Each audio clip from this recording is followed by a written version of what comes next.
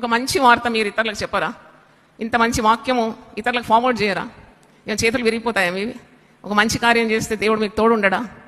Try to forward this message. ఇది available in YouTube గ్రూప్స్లో పంపిస్తున్నాము.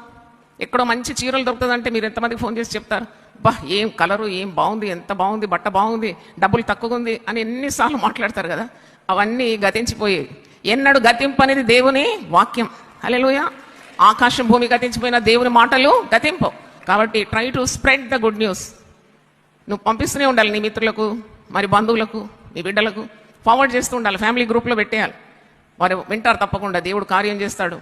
సువార్త చాటించే వారి పాదములు పర్వతముల మీద సుందరములంట.